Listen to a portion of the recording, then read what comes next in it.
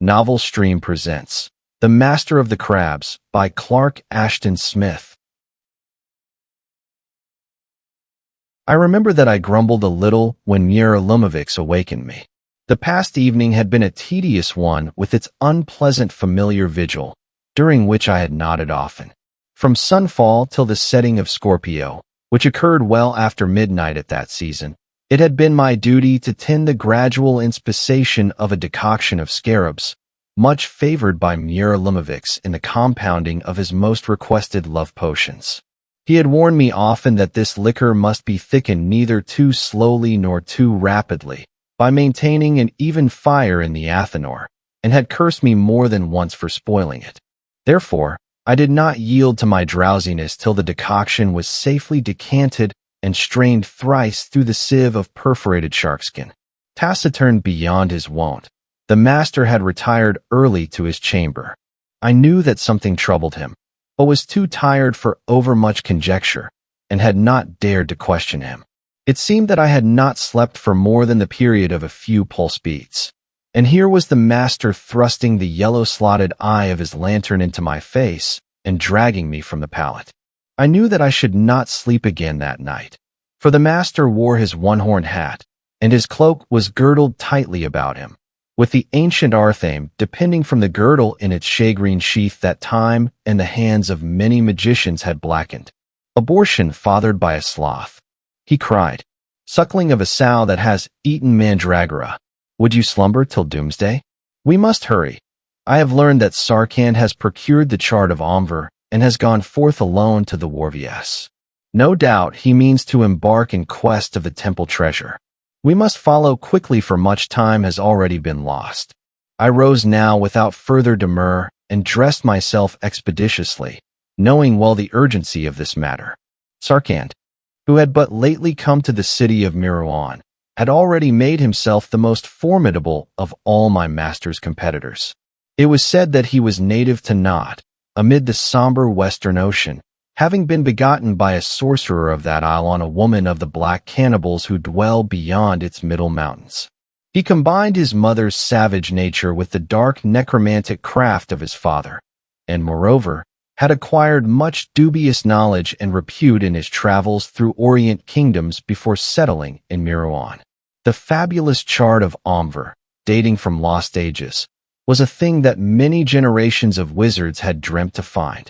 Omvor, an ancient pirate still renowned, had performed successfully a feat of impious rashness. Sailing up a closely guarded estuary by night with his small crew disguised as priests in stolen temple barges, he had looted the fane of the moon god in Ferret and had carried away many of its virgins, together with gems, gold, altar vessels, talismans, phylacteries, and books of eldritch elder magic.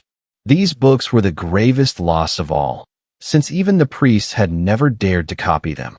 They were unique and irreplaceable, containing the erudition of buried eons. Omvor's feat had given rise to many legends. He and his crew and the ravished virgins, in 2 small brigantines, had vanished ultimately amid the western seas. It was believed that they had been caught by the Black River, that terrible ocean stream which pours with an irresistible swiftening beyond, not to the world's end. But before that final voyage, Omvor had lightened his vessels of the looted treasure and had made a chart on which the location of its hiding place was indicated. This chart he had given to a former comrade who had grown too old for voyaging. No man had ever found the treasure, but it was said that the chart still existed throughout the centuries, hidden somewhere no less securely than the loot of the moon god's temple. Of late there were rumors that some sailor, inheriting it from his father, had brought the map to Mirouane. Mior Lumivix, through agents both human and preterhuman, had tried vainly to trace the sailor, knowing that Sarcand had the other wizards of the city were also seeking him. This much was known to me, and the master told me more while, at his bidding, I collected hastily such provisions as were needed for a voyage of several days. I had watched Sarcand like an osprey watching its nest, he said. My familiars told me that he had found the chart's owner and had hired some thief to steal it, but they could tell me little else. Even the eyes of my devil cat, peering through his windows, were baffled by the cuttlefish darkness with which his magic surrounds him at will. Tonight, I did a dangerous thing, since there was no other way. Drinking the juice of the purple dead aim, which induces profound trance, I projected my Ka into his elemental guarded chamber. The elementals knew my presence.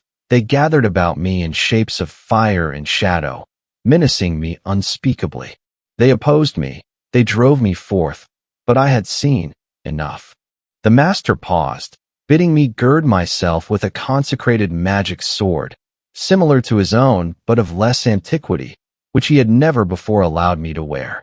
By this time I had gathered together the required provision of food and drink, storing it in a strong fish net that I could carry easily over my shoulder by the handle.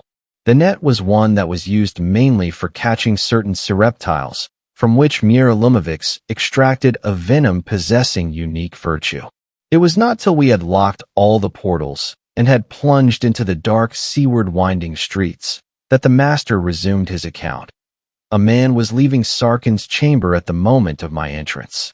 I saw him briefly, ere the black arras parted and closed, but I shall know him again. He was young and plump, with powerful sinews under the plumpness, with slanted, squinting eyes and a girlish face and the swart yellow skin of a man from the southern isles. He wore the short breeks and ankle-topping boots of a mariner, being otherwise naked.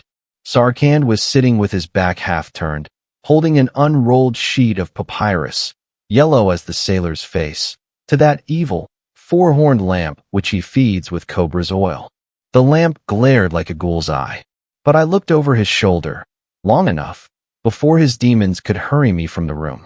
The papyrus was indeed the chart of Omvor. It was stiff with age and stained with blood and seawater, but its title and purpose and appellations were still legible, though inscribed in an archaic script that few can read nowadays. It showed the western shore of the continent Zothique and the seas beyond. An isle lying due westward from Mirouane was indicated as the burial place of the treasure. It was named the Island of Crabs on the chart, but plainly it is none other than the one now called Erebos which, though seldom visited, lies at a distance of only 2 days' voyaging. There are no other islands within 100 leagues, either north or south, excepting a few desolate rocks and small atolls. Urging me to greater haste, Mior Lumivix continued. I woke too tardily from the swoon induced by the dead aim. A lesser adept would never have awakened at all. My familiars warned me that Sarcand had left his house a full hour ago. He was prepared for a journey, and went wharfward. But we will overtake him. I think that he will go without companions to Erebos, desiring to keep the treasure wholly secret. He is indeed strong and terrible, but his demons are of a kind that cannot cross water, being entirely earthbound. He has left them behind with moiety of his magic. Have no fear for the outcome. The wharves were still and almost deserted, except for a few sleeping sailors who had succumbed to the rank wine and arrack of the taverns. Under the late moon, that had curved and sharpened to a slim scimitar, we unmoored our boat and pushed away, the master holding the tiller, while I bent my shoulders to the broad-bladed oars. Thus we threaded the huddled maze of far-gathered ships, of xebecs and galleys, of river barges and scows and feluccas, that thronged that immemorial harbor. The sluggish air, hardly stirring our tall lateen sail, was pregnant with sea smells, with the reek of laden fishing boats and the spices of exotic cargoes. None hailed us, and we heard only the calling of watchmen on shadowy decks, proclaiming the hour in outlandish tongues. Our boat, though small and open, was stoutly built of orient beefwood. Sharply prowed and deeply keeled, with high bulwarks, it had proven itself seaworthy even in tempests such as were not to be apprehended at this season. Blowing over Mirouane, from fields and orchards and desert kingdoms, a wind freshened behind us as we cleared the harbor. It stiffened, till the sail bellied like a dragon's wing. The furrows of foam curved high beside our sharp prow, as we followed Capricornus down the west. Far out on the waters before us, in the dim moonlight, something seemed to move, to dance and waver like a phantom. Perhaps it was Sarcand's boat, or another's. Doubtless, the master also saw it, but he said only, "You may sleep now." So I, Mior the apprentice, composed myself to slumber, while Mior Lumivix steered on, and the starry hooves and horns of the goats sank seaward. The sun was high above our stern when I awakened. The wind still blew, strong and favorable, driving us into the west with unabated speed. We had passed beyond sight of the shoreline of Zothique. The sky was void of clouds, the sea vacant of any sail, unrolling before us like a vast scroll of sombre azure, lined only with the shifting and fading foam crests. The day went by, ebbing beyond the still empty horizon, and night overtook us like the heaven-blotting purple sail of a god, sewn with the signs and planets. The night too went over, and a second dawn.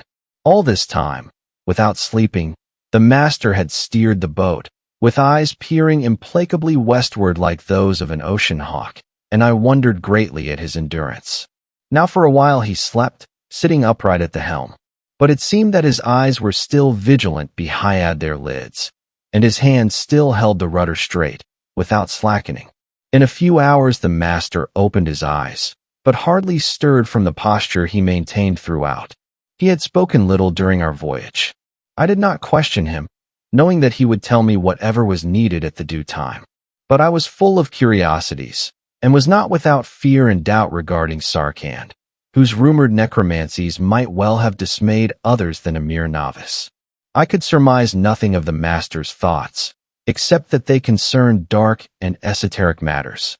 Having slept for the third time since our embarkment, I was roused by the master crying loudly. In the dimness of the third dawn, an island towered before us, impending with jagged cliffs and jutting crags, and barring the sea for several leagues to northward and southward. It was shaped somewhat like a monster, facing north. Its head was a high-horned promontory, dipping a great griffin-like beak in the ocean. "This is Erebos," the master told me. "The sea is strong about it, with strange tides and perilous currents. There are no landing places on this side, and we must not venture too close. We must round the northern headland. There is a small cove amid the western cliffs, entered only through a sea cavern. It is there that the treasure lies." We tacked northward slowly and deviously against the wind, at a distance of 3 or 4 bowshots from the island. As our sea craft was required to make progress, for the wind strengthened wildly, as if swollen by the breath of devils. Above its howling we heard the surf's clamor upon those monstrous rocks that rose bare and gaunt from cerements of foam. "The isle is unpeopled," said Mior Lumivix. "It is shunned by sailors, and even by the seafowl. Men say that the curse of the maritime gods was laid upon it long ago, forbidding it to any but the creatures of the submarine deep. Its coves and caverns are haunted by crabs and octopi, and perhaps by stranger things." We sailed on in a tedious serpentine course, beaten back at times or borne perilously shoreward by the shifting gusts that opposed us like evil demons. The sun climbed in the orient, shining starkly down on the desolation of crags and scarps that was Erebos. Still we tacked and veered, and I seemed to sense the beginning of a strange unease in the master. But of this, if such there was, his manner betrayed no sign. It was almost noon when we rounded at last the long beak of the northern promontory. There, when we turned southerly, the wind fell in a weird stillness, and the sea was miraculously calmed as if by wizard oils. Our sail hung limp and useless above mirror-like waters, in which it seemed that the boat's reflected image in ours, unbroken, moveless, might float forever amid the unchanging reflection of the monster-shapen isle. We both began to ply the oars, but even thus the boat crawled with a singular slowness. I observed the isle strictly as we passed along, noting several inlets where, to all appearance, a vessel could have landed readily. "There is much danger here," said Mior Lumivix, without elucidating his statement. Again, as we continued, the cliffs became a wall that was broken only by rifts and chasms. They were crowned in places by a sparse, funereal-colored vegetation that hardly served to soften their formidable aspect. High up in the clefted rocks where it seemed that no natural tide or tempest could have flung them, I observed the scattered spars and timbers of antique vessels. "Row closer," enjoined the master. "We are nearing the cavern that leads to the hidden inlet." Even as we veered landward through the crystalline calm, there was a sudden seething and riffling about us, as if some monster had risen beneath. The boat began to shoot with plummet-like speed toward the cliffs, the sea foaming and streaming all around as though some kraken were dragging us to its caverned lair. Borne like a leaf on a cataract, we toiled vainly with straining oars against the ineluctable current.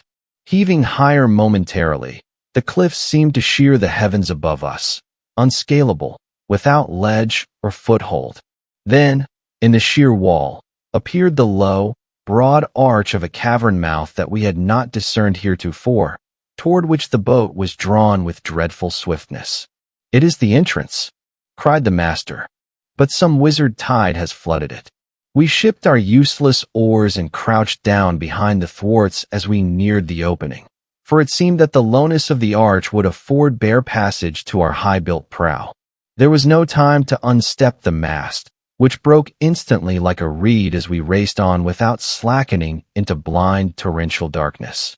Half stunned, and striving to extricate myself from the fallen, spar-weighted sail, I felt the chillness of water splashing about me and knew that the boat was filling and sinking. A moment more, and the water was in my ears and eyes and nostrils. But even as I sank and drowned, there was still the sense of swift onward motion. Then it seemed dimly that arms were around me in the strangling darkness, and I rose suddenly, choking and gasping and spewing, into sunlight. When I had rid my lungs of the brine and regained my senses more fully, I found that Mior Lumivix and I were floating in a small haven, shaped like a half-moon, and surrounded by crags and pinnacles of sullen-colored rock.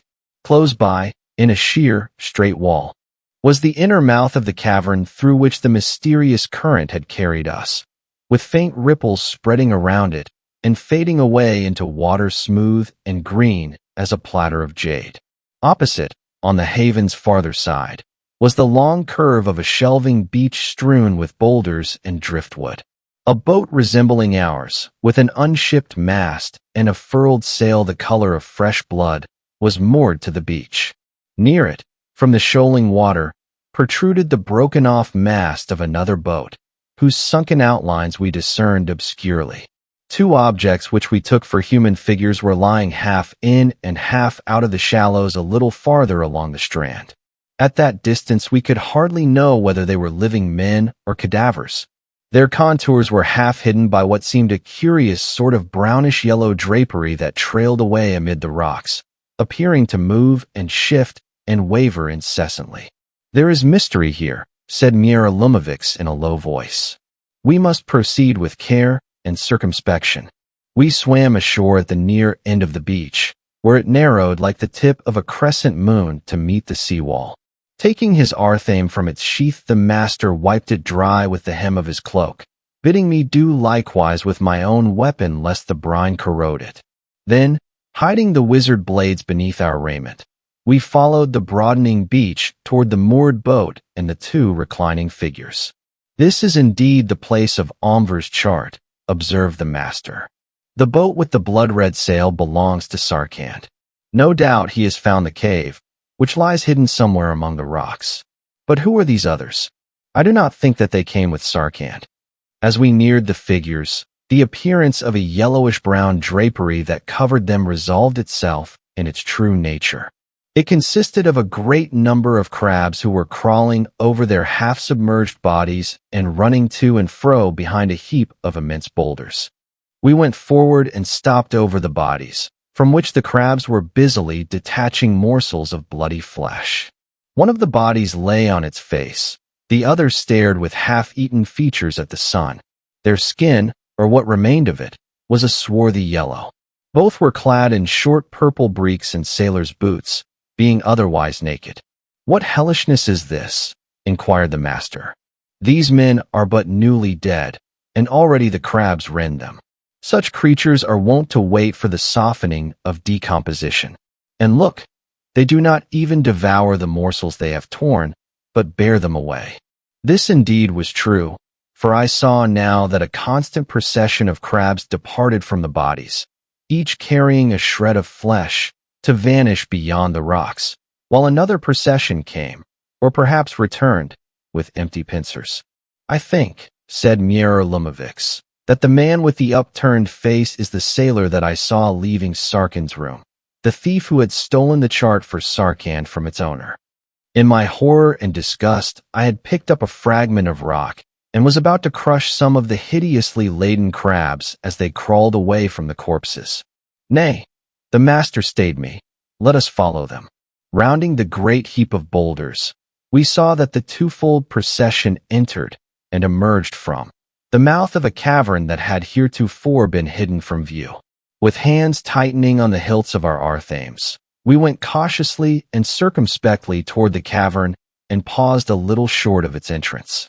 From this vantage, however, nothing was visible within except the lines of crawling crabs. "Enter," cried a sonorous voice that seemed to prolong and repeat the word in far-receding reverberations, like the voice of a ghoul echoing in some profound sepulchral vault. The voice was that of the sorcerer Sarcand. The master looked at me, with whole volumes of warning in his narrowed eyes, and we entered the cavern. The place was high-domed and of indeterminable extent. Light was afforded by a great rift in the vault above, through which, at this hour, the direct rays of the sun slanted in, falling goldenly on the cavern's foreground and tipping with light the great fangs of stalactites and stalagmites in the gloom beyond. At one side was a pool of water, fed by a thin rill from a spring that dripped somewhere in the darkness. With the shafted splendor shining full upon him, Sarcand reposed half-sitting, half-recumbent, with his back against an open chest of age-darkened bronze. His huge ebon-black body, powerfully muscled though inclining toward corpulence, was nude except for a necklace of rubies, each the size of a plover's egg, that depended about his throat. His crimson sarong, strangely tattered, bared his legs as they lay outstretched amid the cavern's rubby. The right leg had manifestly been broken somewhere below the knee, for it was rudely bound with splints of driftwood and strips torn from the sarong. Sarcand's cloak of lazuli-colored silk was outspread beside him. It was strewn with graven gems and amulets, with gold coins and jewel-crusted altar vessels that hashed and glittered amid volumens of parchments and papyrus. A book with black metal covers lay open as if newly put aside, showing illuminations drawn in fiery ancient inks.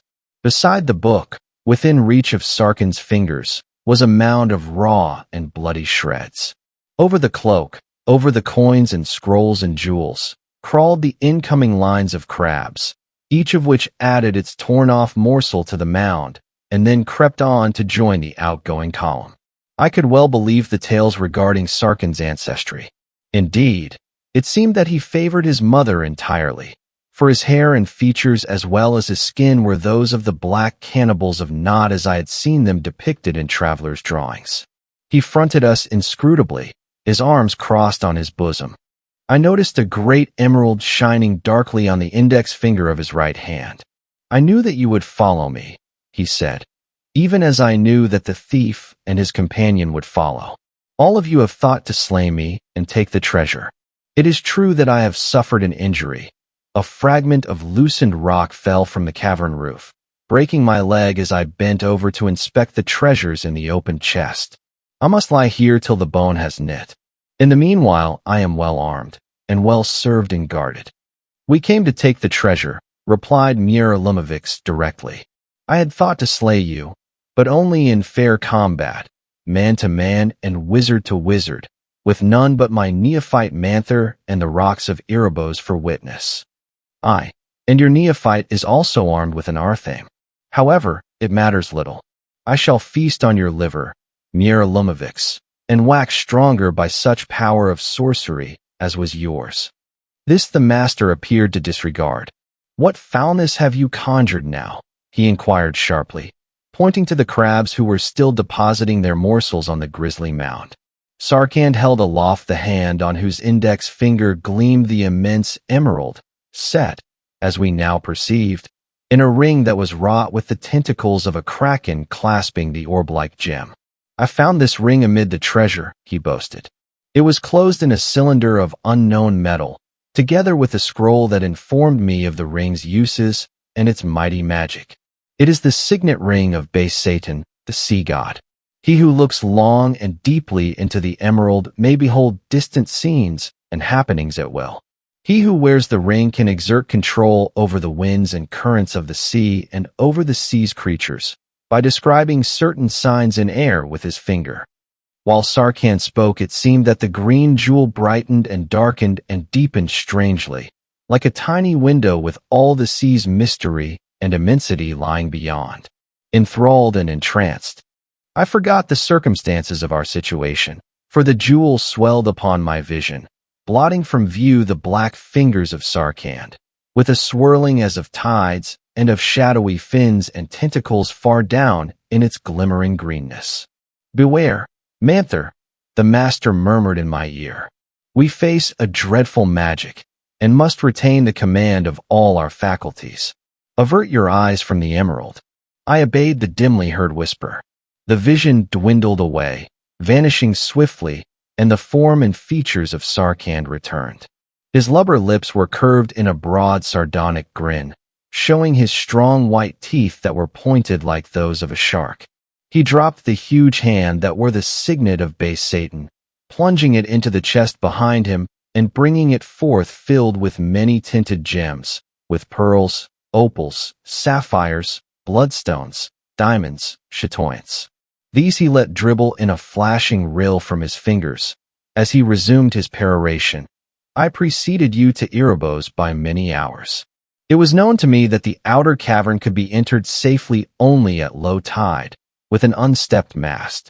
Perhaps you have already inferred whatever else I might tell you. At any rate, the knowledge will perish with you very shortly. After learning the uses of the ring, I was able to watch the seas round Erebos in the jewel. Lying here with my shattered leg, I saw the approach of the thief and his fellow.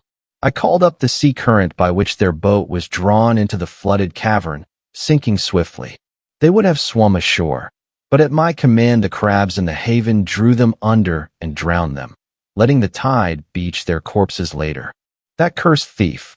I had paid him well for the stolen chart, which he was too ignorant to read, suspecting only that it concerned a treasure trove.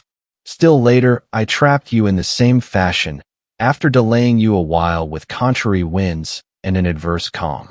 I have preserved you, however, for another doom than drowning."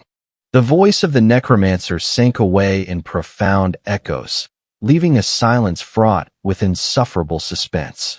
It seemed that we stood amid the gaping of undiscovered gulfs, in a place of awful darkness, lit only by the eyes of Sarcand and the ring's talismanic jewel. The spell that had fallen upon me was broken by the cold, ironic tones of the master. "Sarcand, there is another sorcery that you have not mentioned." Sarcand's laughter was like the sound of a mounting surf.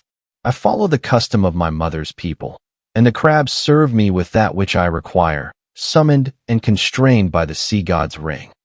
So saying, he raised his hand and described a peculiar sign with the index finger, on which the ring flashed like a circling orb. The double column of crabs suspended their crawling for a moment. Then, moved as if by a single impulse, they began to scuttle toward us, while others appeared from the cavern's entrance and from its inner recesses to swell their rapidly growing numbers. They surged upon us with a speed beyond belief, assailing our ankles and shins with their knife-sharp pincers as if animated by demons.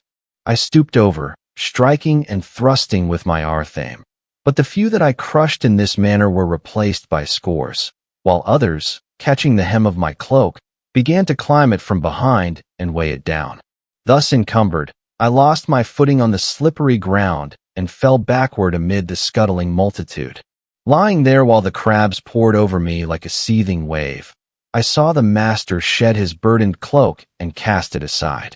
Then, while the spell-drawn army still besieged him, climbing upon each other's backs and scaling his very knees and thighs, he hurled his arthame with a strange circular motion at the upraised arm of Sarcand. Straightly the blade flew, revolving like a disk of brightness, and the hand of the black necromancer was sundered cleanly at the wrist, and the ring flashed on its index finger like a falling star as it fell groundward. Blood spouted in a fountain from the handless wrist, while Sarcand sat as in a stupor, maintaining for a brief instant the gesture of his conjuration. Then his arm dropped to his side and the blood rilled out upon the littered cloak, spreading swiftly amid the gems and coins and volumens, and staining the mound of crab-deposited morsels. As if the arm's movement had been another signal, the crabs fell away from the master and myself and swarmed in a long, innumerable tide towards Sarcand. They covered his legs, they climbed his great torso, they scrambled for place on his escalade shoulders. He tore them away with his one hand, roaring terrible curses and imprecations that rolled in countless echoes throughout the cavern. But the crabs still assailed him as if driven by some demoniac frenzy, and blood trickled forth more and more copiously from the small wounds they had made, to suffuse their pincers and streak their shells with broadening rillets of crimson. It seemed that long hours went by while the master and I stood watching. At last the prostrate thing that was Sarcand had ceased to heave and toss under the living shroud that enswathed it. Only the splint-bound leg and the lopped-off hand with the ring of base Satan remained untouched by the loathsomely busied crabs. "Fall!" the master exclaimed. "He left his devils behind when he came here, but he found others. It is time that we went out for a walk in the sun. Manther, my good lubberly apprentice, I would have you build a fire of driftwood on the beach.